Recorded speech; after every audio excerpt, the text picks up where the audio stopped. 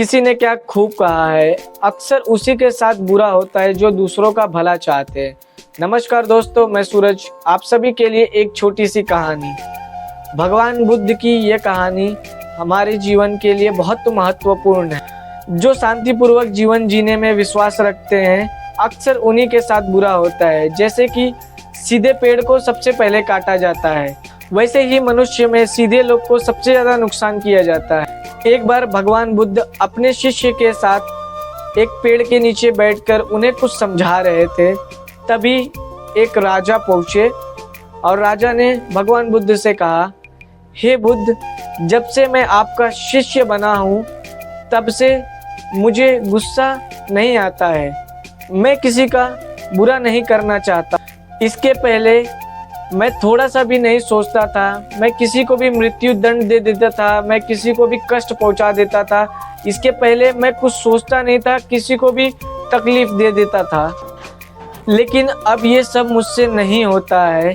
इसकी वजह से आज मेरी प्रजा और मुझसे कोई नहीं डरता है, और इसी वजह से मेरी प्रजा पर मुझे लगता है कि कुछ कष्ट है।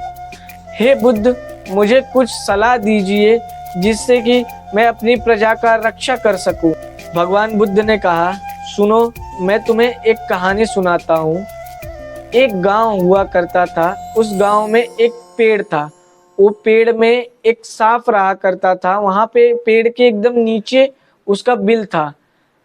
जो वो पेड़ के नीचे जाता, वो सांप उसे काट लेता था और उसकी मृत्यु हो जाती थी। ऐसे ही धीरे धीरे करके उस सांप ने पूरे गांव वालों में से बहुत लोग को काट लिया, जिसकी वजह से उनकी मृत्यु हो गई। इसके वजह से उस पेड़ के नीचे जाने से सब डरते थे और उस पेड़ के नीचे कोई नहीं जाता था, उसके आसपास भी कोई नहीं जाता था। एक दिन की बात है, एक साधु बहुत दूर से आ रहा था और वो बहुत थका हुआ था।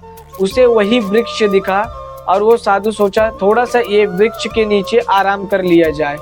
तभी वह साधु उस वृक्ष की ओर बढ़ने लगा तो वहां से गुजरने वाले गांव वालों ने उस साधु को बोला, हे साधु, आप जिस पेड़ के नीचे जा रहे हैं वहां एक जहरीला सांप रहा करता है, तो कृपया उस पेड़ के नीचे ना जाएं। तभी साधु मुस्कुरा के उस वृक्ष के नीचे जाके आराम करने लगा।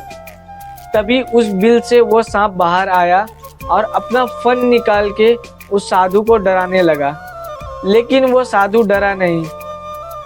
तभी सांप ने साधु से कहा, तुम्हें डर नहीं लग रहा मुझसे? साधु ने बड़े ही प्यार से कहा, मौत से क्या डरना, आज न कल हमें उस मौत का सामना करना पड़ेगा।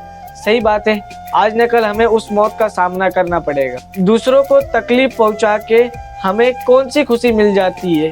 तभी वो साधु वहां से चला गया और सांप ने साधु की बात को सोचने लगा।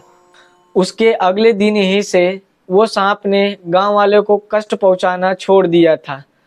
धीरे धीरे गांव वाले उस पेड़ के नीचे आने जाने लगे और वो सांप वो किसी को भी नहीं काटता था, किसी को भी तकलीफ नहीं पहुंचाता था।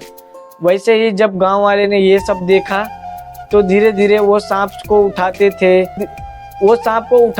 उसके साथ खेलते थे, उसको फेंक देते थे और सांप को कभी कभी चोट भी पहुंचा देते थे।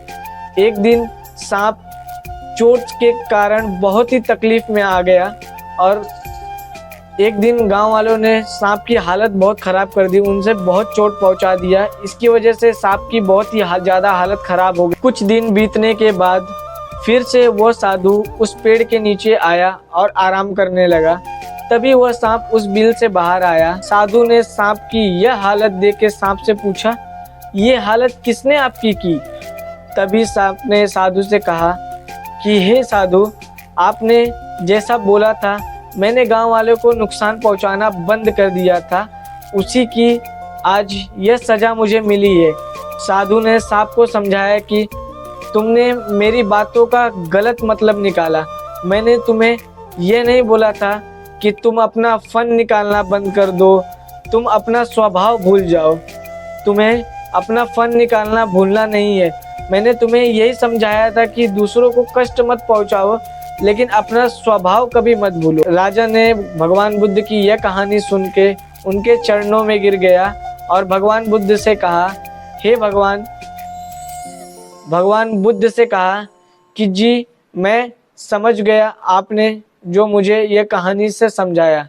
तो हमें इस कहानी से ये सीख मिलती है कि तुम दूसरों को कष्ट पहुंचाना छोड़ दो, लेकिन अपना स्वभाव कभी ना भूलना। दूसरों को कष्ट देने से हमें कुछ फायदा नहीं मिलेगा, लेकिन आपका जो स्वभाव है वह स्वभाव से कभी पीछे नहीं हटना चाहिए। आप अपने स्वभाव पर बरकरार रहिए, दूसरों को नुकसान मत पहुंचाइए। इस कहानी से हमें यही सीख मिलती है। आशा करेंगे आपको यह कहानी पसंद आई होगी।